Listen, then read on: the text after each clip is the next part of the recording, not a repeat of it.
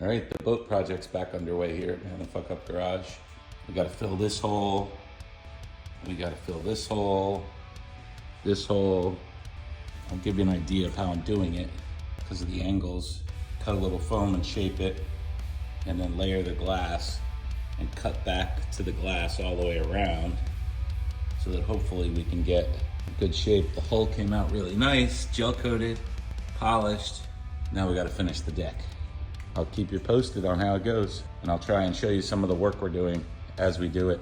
We gotta fill this up also. We're gonna move the cleats here and here. Modernizing an older boat. A little more work on the boat today. Filled it with foam, poured in, made a mold, poured it in, cut it off, trimmed around the edge so the last piece of glass will level up with the current gel coat. We could only use a little filler. Fill in all the holes we have. This one here is before I ground it, so you can see. Now I'm going to grind down the gel coat so that our last piece of glass will sit right inside. We'll cut them to size. It should be pretty clean. We want to get this perfect because it's not going back here, so that's got to be perfectly flat. All right, we got glass on all the repairs. All our little holes are plugged.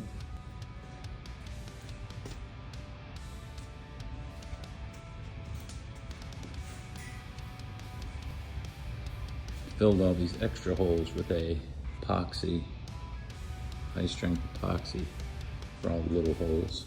What we're gonna do is we're gonna come back, we're gonna sand this, and then we're gonna mix up a thick batch of gel coat with silica in it.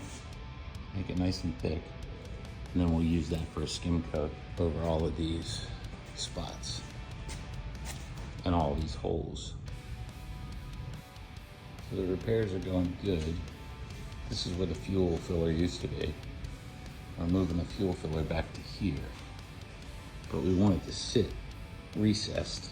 So what I have to do is, as you can see, it's not thick enough to recess the cap down inside it. So what I'm gonna do is I made a little foam template here of what the inside contour looks like. And then we'll glass it on the inside of where the new fuel filler is, which will allow me to grind down. I think I need about 1/4 inch at the middle, and then we'll feather that fuel filler in so it's nice and recessed right there. All right, now we got it thickened up, and as you can see here, I cut through the top layer, but it's a 1/2 inch thick now, so we can recess this down to where it's flush. And then what we'll do is we'll round over these edges so that it looks factory. Okay, she's recessed in.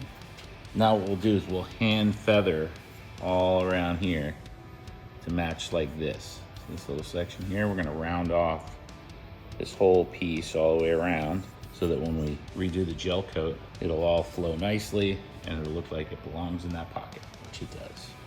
You can see where we went through the glass that I put in. This is factory glass up here and down here, and this is all glass where I had to recess in that piece that I made. You can see we still have a good 1/4 inch of glass to bolt through. You can see I feathered it in a little. And once that's all one color and sanded down, it looked like it came out of the mold like that.